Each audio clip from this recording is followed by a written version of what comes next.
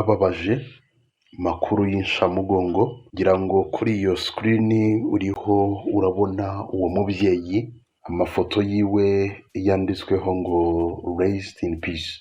Uyu mubyeyi abamuzi baramuzi, yitwa Liza. Ngira ngo muri ayo mafoto uri buze kuza kuba wabona Bahavu mukunda muri sinema nyarwanda. Uwo Liza ni murumuna wa Bahavu. Ni amarira n'agahinda mu muryango wa Bahavu, aho avuka, abo bavukana, wumve ngo ni amarira akomeye cyane. Bamwe mu basisita ba Bahavu narinzi harimo Pasi azwi cyane, ngira ngo nawe akina ibijyanye n'amafilime. Uyu Liza nawe namwumvaga kuko hari ukuntu bapositinganaga ukabona barasa. Hari na brada wiwe nari nsanzwe nzi, donc ni umuryango mu by'ukuri. Abantu nyine barabazi, abantu benshi barabakunda. Noneho uburyo aba basisters nyine barajya gusa cyane, ku buryo nyine ubona Bahavu, wabona nka Pasi, wabona nka Tracy, nyine ukabona iyo basetse hari ukuntu ubona isura ari imwe. Rero ni umubabaro ukomeye cyane ku byabaye kuri Liza, mw'abantu mwe sinzi ukuntu nabivuga. Ngiye kukugezaho muri aya makuru icyishe Liza. Ese Liza yapfuye ate? Yapfuye ejo ku itariki ya 2 z'ukwezi kwa munane 2026. Ariko ni iki cyamwishe? Byagenze gute kugeza ubwo imbuga nkoranyambaga zuzuraho amarira, baririra cyane Liza, ndetse bihanganisha umuryango wa Bahavu ukina amafilime? Byagenze gute? Bimeze gute? Urupfu rwiwe rumeze gute? Liza amazina yiwe ubusanzwe yitwaga Ayinkamiye Liza.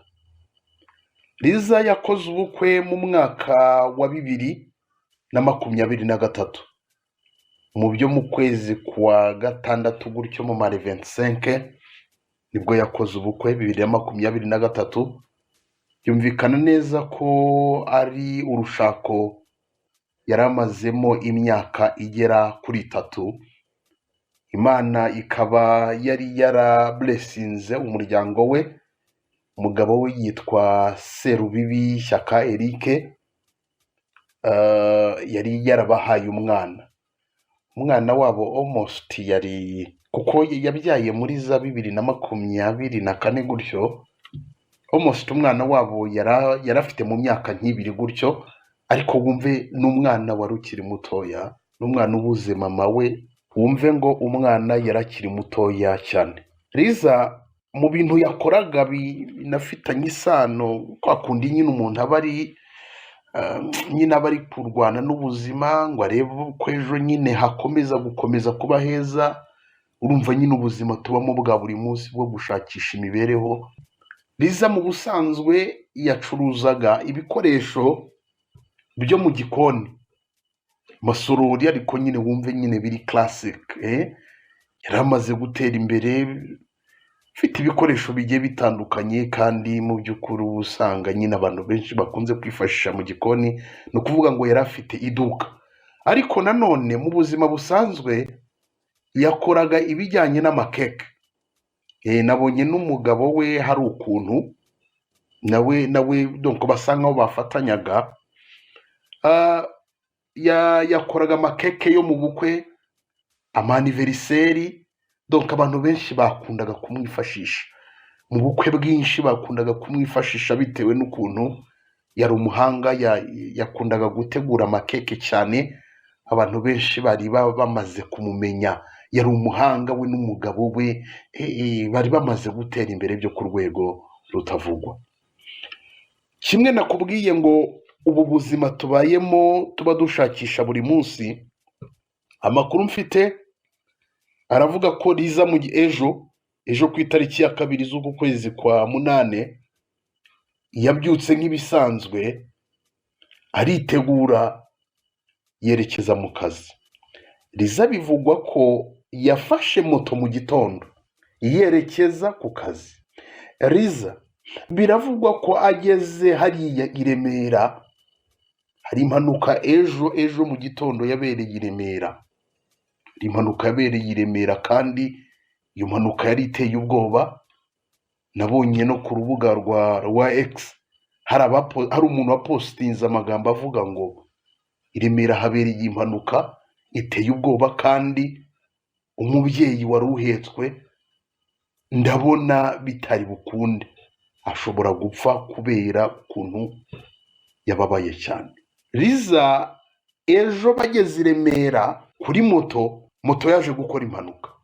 Uyu mubyeyi ibyiwe bihita birangira, bamujyanye ku bitaro ariko unfortunately nyine byari bikomeye cyane. Buriya urupfu rwiwe rwamenyekanye ejo mu gitondo nko mu ma saa tatu donc bikiri mu gitondo nko mu ma saa mbiri saa tatu, byari bikiri mu gitondo, byari bikiri imbere ya saa sita nibwo amakuru yiwe bahavu batangiye gupositinga ku mbuga nkoranyambaga, barira cyane bati bitubayeho, bamwifuriza uruhuko ridashira, bamurata ubutwari bati mu by'ukuri ibyo wagombaga gukora ku isi warabikoze, ariko wumve ni uku nguku Liza yapfuye. Yakunda kubabwira ngo we die fighting, dupfa turiho turagerageza. Buri umwe wese ikimwica nuko aba ariho aragerageza ngo arebe ko mu by'ukuri umuryango wiwe warushaho kuba neza, yatera imbere, umwana yabaho muri securite, ibintu byose ni uku nguku ubuzima bwacu ni uku nguku nyine burangira. Umuntu akabyuka nyine afite misiyo yo kuvuga ngo uyu munsi reka nerekeze ku kazi, reka njye kubonana n'abantu, ndebe ko bizinesi zanjye zakomeza gutera imbere, njye kurangura. Wagera mu nzira ni uku nguku, niko ubuzima bwacu burangira, niko bwesitaye. Wumve ngo Liza ari gukomeza gushengura abantu, ariko nanone benshi bari no kwihanganisha Serubibi Shyaka Eric, umugabo we, umwana. Biragoye mw'abantu mwe kuzasobanurira umwana amaze gukura ngo mama we byagenze gutya. Nanihanganisha abantu muri bo muradukurikira, mwagiye mubura ababyeyi gutya, umubyeyi wawe ukamubura ukiri mutoya, gakuruta muzi umubona ku mafoto. Mw'abantu mwe ni umubabaro ukomeye cyane, ariko ni n'urupfu rugaragaza uburyo tugomba kubaho twejejwe. Niba umuntu abyuka agiye mu kazi atazi ngo ikiri bube imbere ni iki kiri bube imbere, uru rugendo ngiye gukora ni ikigaragaza ko tugomba kubaho twiteguye, tugahora dusenga Imana, tukegera Imana bubi na bwiza, tukaba hafi y'Imana, kubera ko umuntu ntabwo aba azi mu by'ukuri fitire yiwe ngo biragenda gute. Tuba tuzi ibyahise, ariko ibizaza, ibiri imbere yacu, umunota uri imbere yawe ni segonda, kubera ko umuntu urupfu rwe biba mu isegonda. Ikintu kirica umuntu ni mu isegonda n'ako kanya. Niba ari ukugwa hasi, wenda niba ari wenda imodoka irabagonze mutiguye hasi, cyangwa se umuntu adepashije nabi, hari n'igihe nkunda no kubabwira ngo nta nubwo dukomeye habe na gatoya, kubera ko can you imagine uburyo umuntu ashobora gukora impanuka ugasanga wenda nta nubwo wenda niba ari n'imodoka cyangwa se niba ari na moto, wenda nta nubwo yigeze inamukandagira cyangwa se ngo ubone ibikomere, ariko ajya kumva ngo umuntu ngo yaviriyemo imbere, ukajya kumva ngo icyamwishe ngo yakubise ngo umutwe hasi, ngo agahanga k'imbere, ngo agahanga ngo k'inyuma ngo niko yakubise hasi. Ngo nta muntu ukomeye.